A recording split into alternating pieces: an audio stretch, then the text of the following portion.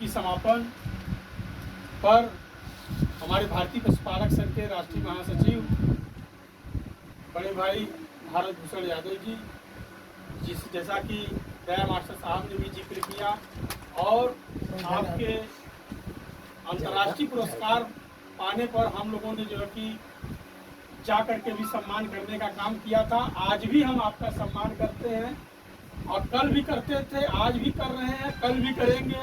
और ऐसी उपलब्धि पाने के लिए मैं चाहूँगा कि अपने विचार को रखें भाई बड़े भाई डॉक्टर भारत भूषण यादव। पहले अपने लाते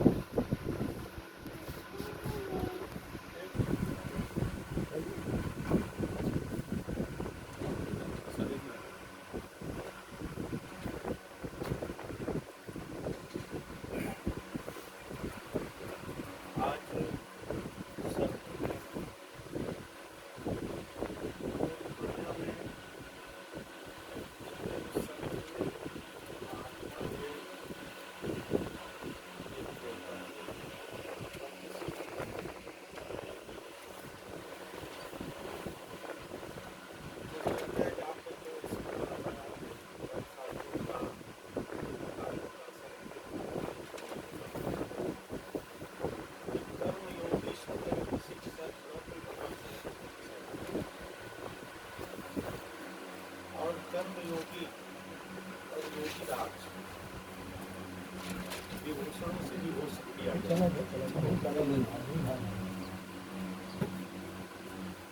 और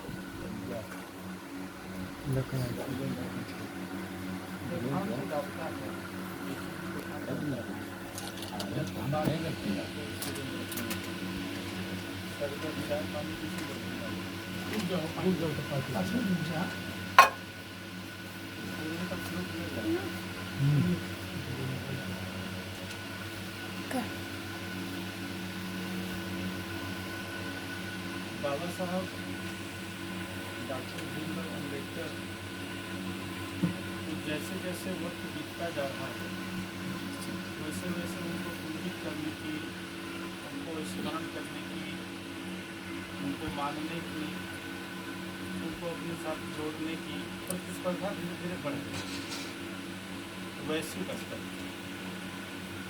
कारण क्या है? कारण ये है कि बाबा साहब ने कर्म को प्रधानता दी। हम शिक्षित बने और संगठित बने, ये मनुष्यता का सबसे बड़ा कर्म है, सबसे बड़ा धर्म। और उसी कर्म को प्रतिष्ठित किया भगवान श्री कृष्ण ने, इसलिए उनको कर्मयोगी कहा। भगवान राम को कर्मयोगी नहीं कहा, उनको मर्यादा पुरुषोत्तम कहा।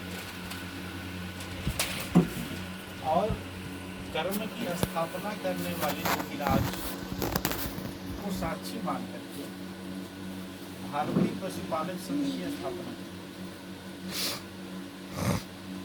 और भारतीय पशुपालक संघ की स्थापना में जिन मनुष्यों ने और जिन साथियों ने, जिन युवाओं ने अपना योगदान दिया था प्रथम सोपान के समय,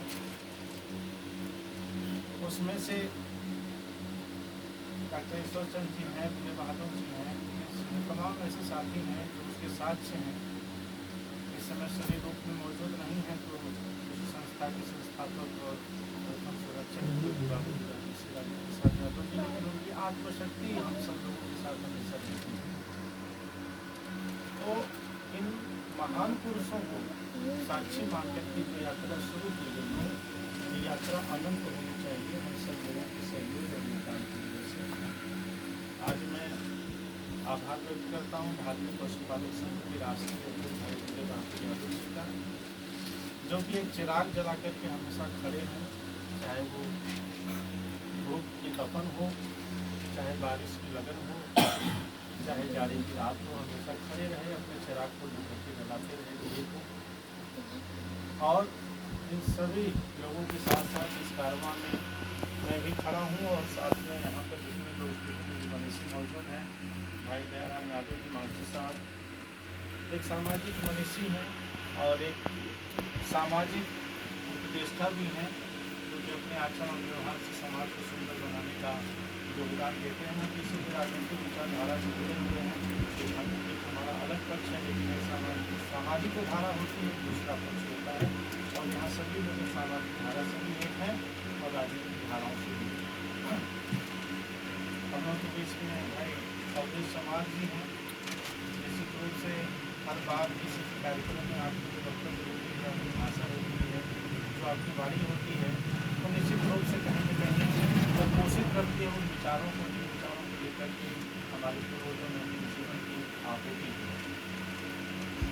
भाई दिनेश यादव गायक भी हैं, अपने वक्तव्य के माध्यम से और अपने गायन के माध्यम से, अपनी कुछ पंक्तियों के माध्यम से जो हृदय के तारों को संतरित किया उन्होंने, तो निश्चित रूप से बचपन से जुड़ा हुआ वो तार और जो जवान हुआ है, जवान होकर जो अभी पीढ़ी में जो ट्रांसफर होगा, तो ऐसे जो चिराग हैं जो जल रहे हैं, और तमाम ऐसे साथी राजेश भाई हैं और जिन्होंने कि तपस्या करके किस तरीके से अपने धर्म की अमर गाथा लिखने में उन्होंने योगदान दिया, नींव के पत्थर बने, तो सब लोगों ने कहीं न कहीं योगदान दिया है हम लोगों के बीच में। और तमाम ऐसे साथी संगठन हैं, जिन्होंने भी है, तमाम लोग सभी साथियों को मैं स्मरण करता हूँ, नमन करता हूँ, जिससे पर आगे बढ़ते हुए कि आज डॉक्टर रघुनाथ सिंह यादव जी की पुण्यतिथि है 16 अप्रैल को, और जो भारतीय पशुपालक संघ की परंपरा है कि हम अपने मनुष्यों को, अपने पूर्वजों को, समाज में अद्भुत योगदान देने वाले, राजनीति में अद्भुत योगदान देने वाले लोगों को याद करने के क्रम में जो ये कल पूरी है डॉक्टर रघुनाथ सिंह जी,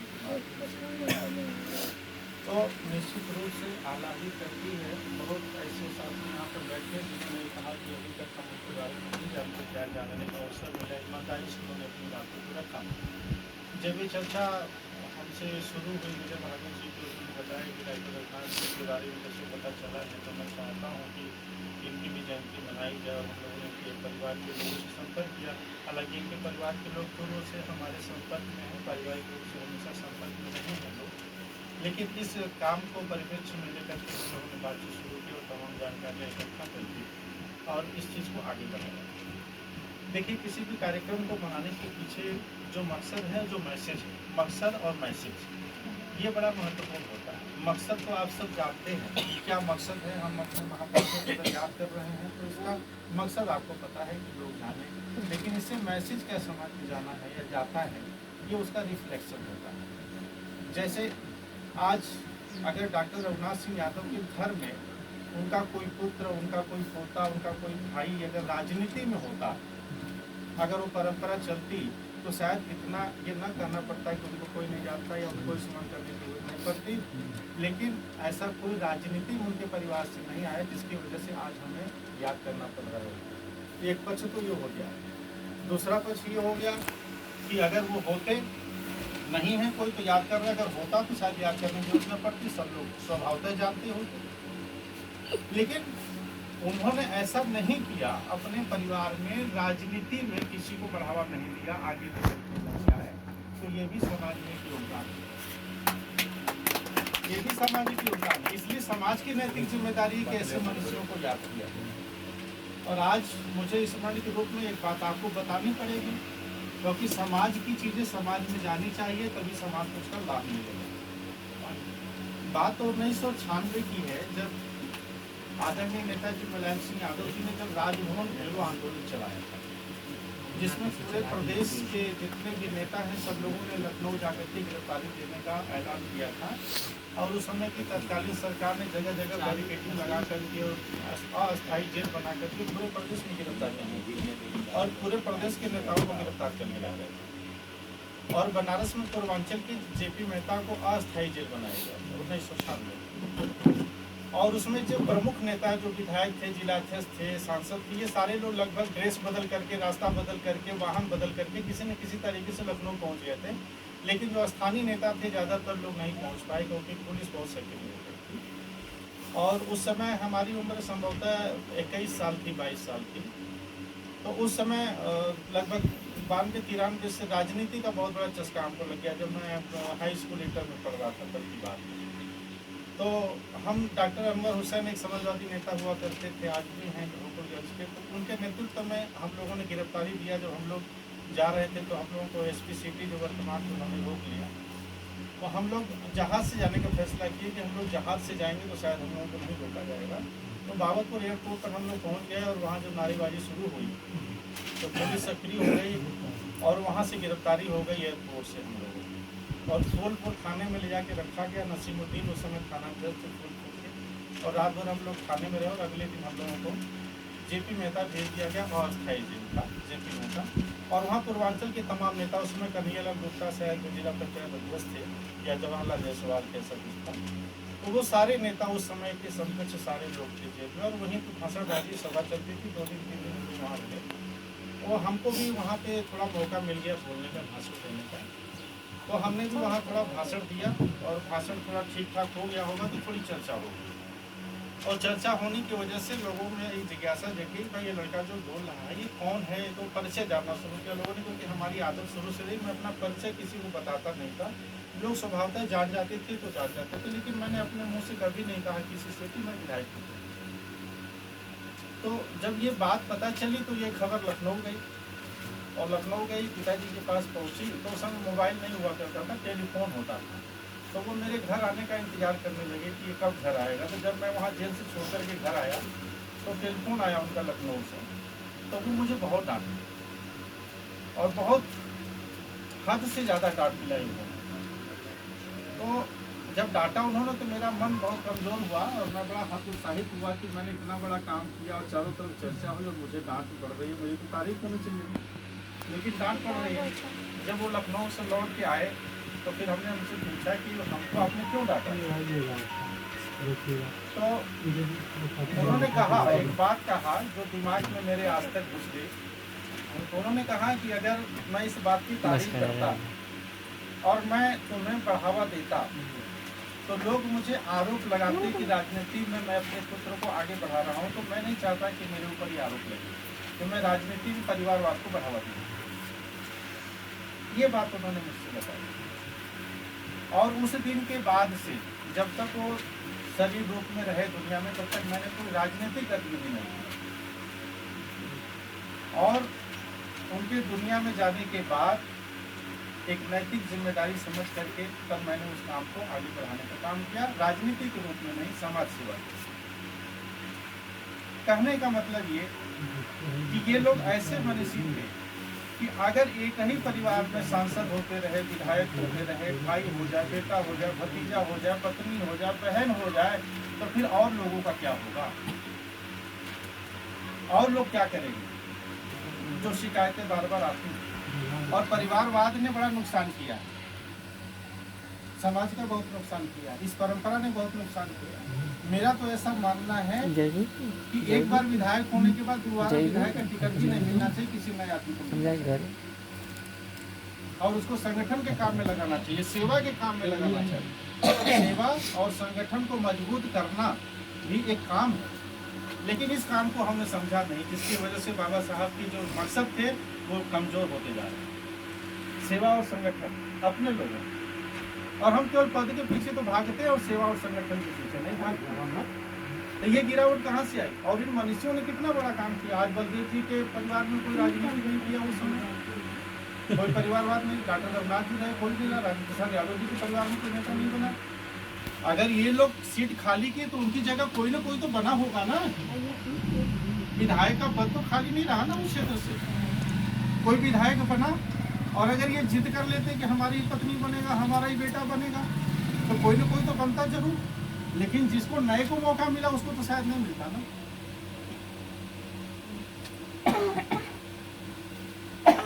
और आज डॉक्टर रघुनाथ सिंह, मैं बहुत अनमोल चीज खोज के ले आया हूँ आपके पास, जो शायद उनके परिवार के लोगों के पास भी नहीं होगी। ये किताब है डॉक्टर रघुनाथ सिंह जो उन्होंने लिखा था, और इस किताब का शीर्षक है पीठ का भाई। और उस समय CM agro Bengali inter college के वो प्रधानाचार्य हुआ करते थे।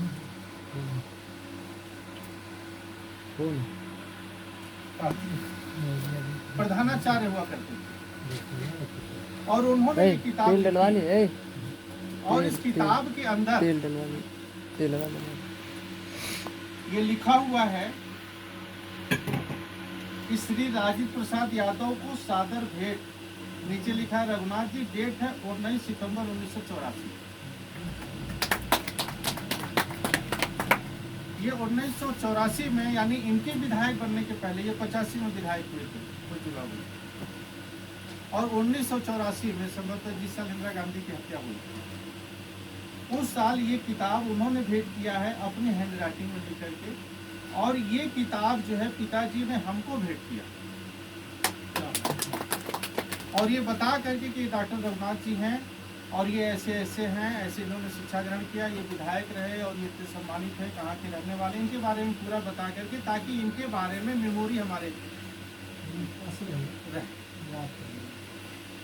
और ये किताब उन्होंने हमें भेंट किया और ये कहा कि इसमें जो कविताएं लिखी गई हैं इसको पढ़ लेना एक बार और इसको अपने पास धरोहर के रूप में रखें। तो कविताएं लिखने का शौक इनको भी था, इन्होंने भी किताब लिखी और मुझे भी लिखने का शौक रहा, मैंने भी किताबें लिखी हैं, तो इस वजह से भी मेरी रुचि ज़्यादा थी। और आज इसमें जो है इन्होंने जो कविताएं लिखी हैं, पीठ का भाई, अब ये किताब जब लिखी गई उसका मूल्य 2 रुपये था, जब मार्केट में बिक रही थी तो 2 रुपये की थी 1984 में, इसका मूल्य 2 रुपये, और आज 250 से नीचे कोई किताब नहीं बिकी है ना। तो ये धरोहर अनमोल है। और ये एक माँ है और माँ की गोद में बच्चा और पीठ का भाई। इस किताब को लिखने के पीछे मकसद क्या है? आज हम एक विधायक के बारे में बात कर रहे हैं, लेकिन उस विधायक के व्यक्तित्व में क्या क्या रहस्य छुपे हुए हैं, क्या क्या ये लोग समाज में योगदान देते थे, दिया करते थे, दिया, वो देखने और समझने वाली बात है। कि जब किसी घर में बेटी हो जाती है, पहले बेटा नहीं होता है, तो घर में मातम छा जाता है। परिवर्तन आया है कुछ, लेकिन उस समय तो और बात बहुत गुड़ हुआ करती थी, तकलीफ की बात होती थी। 1984-85 में अगर बेटी घर में पैदा हो जाए तो लोग बहू को छोड़ देते थे, तलाक हो जाता था, क्या बात करते थे, अशुभ मानते थे बहुओं को। और उस समय जब इनके मन में ये सामाजिक बुराई का दर्द रहा होगा तभी तो उन्होंने लिखा, क्योंकि लेखक जो लिखता है वो सच्चाई लिखता है, समाज से लेता है। तो जब बेटी पहले पैदा हो जाती है और घर के लोग जो आपस में कानाफूसी करते हैं बेटा न होने की वजह से, वो बेटी सुनती है और सुन सुन करके जो उसके दिमाग पे, उसके मस्तिष्क पे असर पड़ता है, उस असर को उन्होंने अपने कविता के माध्यम से उस दर्द को व्यक्त किया है उन्होंने। और इसमें पहली ही कविता है पीठ का भाई, और ये कविता मैं आपको सुनाना चाहता हूँ, तभी मुझे लगता है उनको असली श्रद्धांजलि है। और आप भी उनके व्यक्तित्व से कुछ सीख पाएंगे, तभी उनकी पुण्यतिथि मनाने का मतलब भी निकलेगा, वरना क्या मतलब निकलेगा।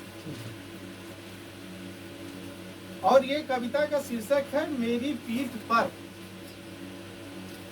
अब ये भाव किसके? उस बच्ची के भाव हैं जिसके भाई न होने की वजह से उसके माँ को, उसके परिवार के वातावरण को, उसको खुद को जो उलाहने सुनने पड़ते थे।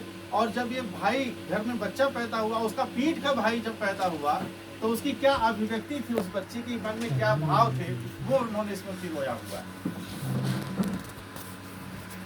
इसमें लिखा इन्होंने कि मेरा 12वां साल हो चला पूरा, यानी वो बच्ची कौन 12 साल की हो गई।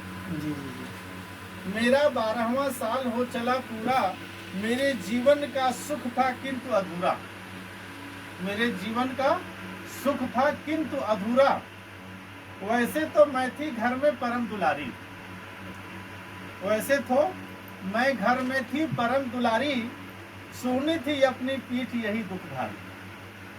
सुनी थी अपनी पीठ यही दुख भारी, मानो थी मेरी पीठ कटीली डाली। मानो थी मेरी पीठ कटीली डाली, और जिस पर दे करके पांव लिए सुख प्याली। कोई मुन्ना या मुन्नी अभी न आई, कोई मुन्ना या मुन्नी अभी न आई, मेरी अम्मा की गोद न फिर भर पाई। मेरी अम्मा की गोद फिर न भर पाई। 12 साल तक की जब बच्ची हो गई, फिर कोई भाई और बहन उसको नहीं हुआ। ये बात वो कह रही है। फिर क्या होता है, तुम पेट पोछ कर आई कोई कहता, तुम पेट पोछ कर आई कोई कहता, उलाहना देता है कि तुम पेट ही पोछ के चले आई, दूसरी औलाद नहीं तुम्हारे आने के बाद। इसकी पीड़ा मेरे मन सहता रहता, इसकी पीड़ा मेरा मन सहता रहता। हो चली बहुत ही तीव्र लालसा मेरी, हो चली बहुत ही तीव्र लालसा मेरी, नन्हा शिशु लेकर घर आंगन में फिर। आगे, देने का कब तक भाग्य जगेगा मेरा, देने का कब तक भाग्य जगेगा मेरा, शिशु पिलकारी के बिना भवन का घेरा, था जान पड़ रहा सबको सूना सूना, माँ का अधीरता भाव और था दूना, माँ का अधीरता भाव और था दूना। मैं मन में सारे देवी देव मनाती, क्या होकर जन्मी अपने पर झुझुलाती, मन खिन्न हो उठा था घर में सबका ही, आया दिन एक दिन बात सुनी मन चाहिए, आया एक दिन की बात सुनी मन चाहिए। अम्मा की गोदी फिर भरने वाली है, अम्मा की गोदी फिर भरने वाली है, घर की यह मनहूसी जाने वाली है, घर की यह मनहूसी जाने वाली है। जीजी बनने का सुख सागर लहराया, आनंद अंग के रोम रोम में छाया। उस दिन आंगन के लिए, उस दिन आंगन में लिए धड़कती छाती, मैं खड़ी न मन में रही धैर्य जब पाती, देखो मिलती है मुझे बहन या भाई।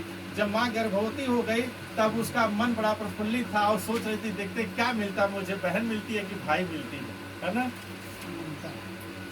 गहरी प्रश्न मन आंगन में जो आई, बोली आ गया तुम्हारा मुन्ना बेटी, ईश्वर ने तेरी भाग्यहीनता मेटी, है पीठ तुम्हारी धन्य बुलाकर भाई, कहकर सुख कर यह बात मुड़ी जब ताई, कि तुझे भाई हुआ। कहकर सुख कर यह बात जब मुड़ी जब दाई, सुख का संभालती भार सीढ़ियां चढ़ती, दिल की धड़कन के साथ दौड़ती बढ़ती, अपने पढ़ने के कमरे में मैं आकर, बन गई नृत्यमय गीत कंठ पर लाकर, बन गई मैं नृत्यमय गीत कंठ पर लाकर, मैं भरी भूरी हो गई भाग्य है जागा, मेरे जीवन का हल्कापन यह भागा, मेरे सौभाग्य हृदय से स्वागत तेरा, तुमने आकर मुझको मुन्ना से घेरा। ये रचना जो है पीठ का भाई, ये इन सामाजिक मनुष्यों का दर्द है। जैसा ईश्वर जी ने कहा कि उस समय दिया लेकर के कोई खोजा जोता तो शायद पीएचडी किया हुआ उस समय कोई व्यक्ति नहीं, और उस समय प्रधानाचार्य होना, और वो भी सीएम एग्लो बंगाली इंटर कॉलेज का, अकल्पनीय था। और उस समय आज जो वर्तमान स्थिति में उनके परिवार की दिशा दशा है, दिनेश जी के लिए बड़ा आह्लादित करने वाली बात होगी कि जो डॉक्टर रघुनाथ जी थे और उनके जो पिताजी थे स्वर्गीय महादेव प्रसाद यादव नाम था उनका, और उनके दो पुत्र थे, एक डॉक्टर रघुनाथ जी थे और एक थे रामराज यादव, दो भाई थे। और रामराज यादव जी जो है लोकगीत गाते थे, बिरहा गाते थे, और उनके जो जिनके सानिध्य में ये गाते थे रामराज जी, उस समय जो है शिवबदन यादव जी थे छाही के, और रामसेवक सिंह थे। इन दोनों लोगों के साथ ये बिरहा गाते थे, उनके साथ उनके सानिध्य में उनकी टीम में गाते थे रामराज यादव, और ये दो भाई। और डॉक्टर रघुनाथ जी के 3 बेटे हैं वर्तमान में जो हैं इस समय। एक डॉक्टर सरोज यादव जी हैं जो कि लोलारक कुंड जो है गंगा जी के किनारे बिल्कुल कुंड से सटे हुए हवेली है, मकान है, उस वहाँ पे वो रहते हैं डॉक्टर सरोज। और एक उनके भाई हैं डॉक्टर विनोद यादव जो सरकारी डॉक्टर रहे, बड़ौदा में इस समय मिर्जापुर जिले में जब रीवा वाली रोड पर बढ़ेंगे तो करीब 1 घंटे आगे जाने के बाद 40-45 किलोमीटर पर बड़ौदा एक जगह पड़ती है। तो वहाँ वो पोस्टिंग थी, रिटायर होने के बाद वहीं उन्होंने मकान बना लिया और वहीं अस्पताल है। अब इस समय सेवानिवृत्त हो गए, तो वो चिकित्सा अधिकारी रहे सरकारी सेवा में। और डॉक्टर सरोज जी जो बड़े वाले हैं वो कवि हैं, कविताएं लिखते हैं। और ये सौभाग्य की बात है कि डॉक्टर सरोज जी और मैं दोनों लोग एक साथ, हम लोग एक मंच पर कविता पढ़ चुके आज से 20 साल पहले। 20 साल पहले हम लोगों ने साथ में कविता पढ़ी थी। यहाँ गोदौलिया पर एक विद्यालय था, वहाँ होली मिलन समारोह हुआ था, उसमें हम लोगों ने साथ में कविता पढ़ा था। और उनके एक बेटे हैं प्रबोध यादव जी, जो कि आप BHU से पढ़े रहे और डिजाइनर थे। ये मास्टर ऑफ फाइन आर्ट्स इन्होंने किया था, उस समय मास्टर ऑफ फाइन आर्ट्स करना भी बड़ी बात थी।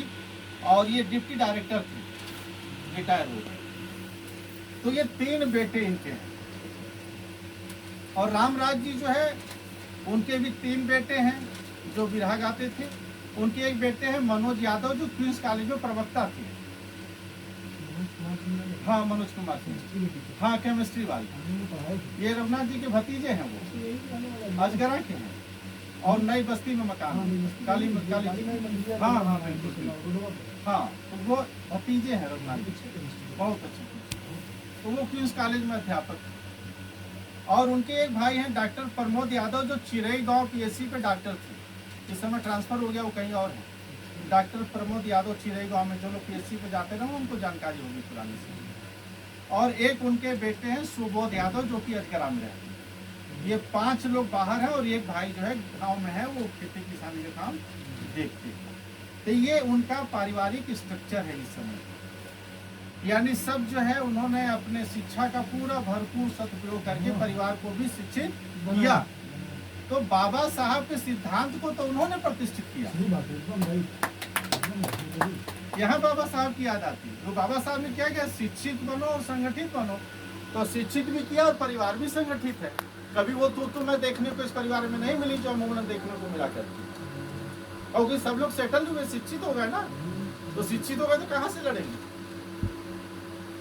और एक जानकारी और दे दे आपको कि जब डॉक्टर रघुनाथ जी जब वहाँ प्रधानाचार्य थे और पढ़ाते भी थे, क्योंकि प्रवक्ता जो होता है प्रधानाचार्य होता है।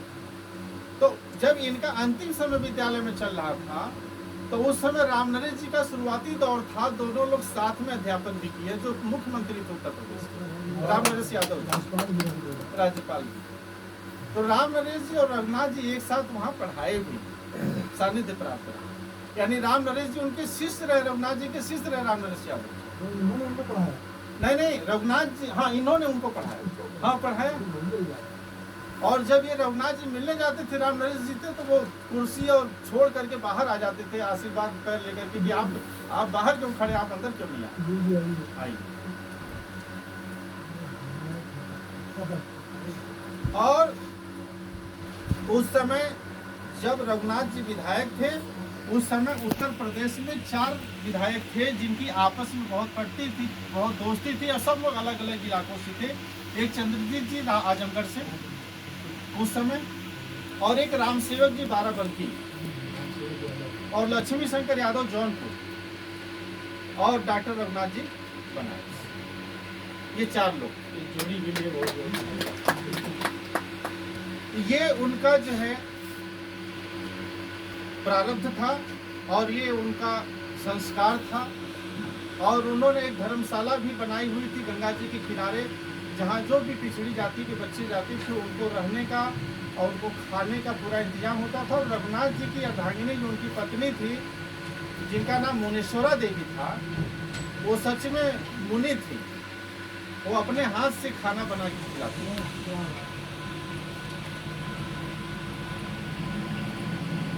और ये शत्रु प्रकाश हो गए, फूलचंद नेता जो फूलचंद यादव नेता थे उस समय, पूज्य बाबू जी शंकर शारदा प्रसाद जी नौगढ़ वाले हो गए, ये सारे लोग इनके हाथ की रोटी खाए।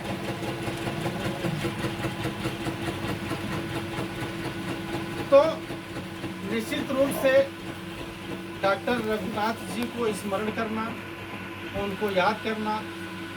वो एक समाज सेवी भी थे, एक शिक्षाविद भी थे, एक राजनीतिक भी थे, एक मनीषी भी थे। और उन्होंने समाज को शिक्षित किया, समाज को संगठित किया और उन्होंने अपने और पराये से ऊपर उठ करके वास्तविक रूप से सबका साथ और सबका विकास किया। तो आज निश्चित रूप से आज एक ऐतिहासिक दिन है और मैं बधाई देना चाहता हूं भारतीय पशुपालक संघ को और इससे जुड़े हुए प्रत्यक्ष और अप्रत्यक्ष रूप से सभी लोगों को, और विशेष तौर पर जितने लोग यहाँ पर आज बैठे हुए हैं, क्योंकि इस तपती दोपहरी में उस महामनीषी की पुण्यतिथि पर आज यहाँ पर जो आपने अपनी उपस्थिति दर्ज कराई है, तो आज ये विस्तार जो हम लोगों का सामाजिक संस्कार विस्तार ले रहा है, क्योंकि आज हम एक ऐसे दौर में जी रहे हैं। कल अभी एक स्टेटमेंट आया था बिहार के पूर्व मुख्यमंत्री जीतन राम मांझी जी का, जिन्होंने, मैं कुछ घटनाक्रम इस समय का चित्रण जिसके माध्यम से मैं अपनी बात तो नहीं कहना चाहता, लेकिन लोगों के माध्यम से ये चाहता हूँ कि आप समझें चीज़ों को कि इस समय के सामाजिक स्थितियाँ क्या चल रही हैं। जब एक पूर्व मुख्यमंत्री को ये कहना पड़ता है कि भगवान राम भगवान नहीं थे, सिर्फ रामायण के कैरेक्टर थे और यहाँ के मूल निवासी वो अलग हैं और जो मूल निवासी नहीं है वो अलग है। ये एक पूर्व मुख्यमंत्री को कहना पड़ता है। क्यों कहना पड़ता होगा, ये सोचना पड़ेगा हमें। अभी राजस्थान में एक डिप्टी एसपी हैं, संदीप यादव संभवतः उनका नाम है, उन्होंने राजस्थान में एक अभी ऑपरेशन समानता चलाया है, जिसके अंदर अभी भी वहाँ अनुसूचित जाति के लोगों को शादी विवाह में घोड़े पर नहीं बैठने दिया जा रहा था। तो ऑपरेशन समानता चला करके उन्होंने घोड़े पर बैठा करके शादियाँ करवाई।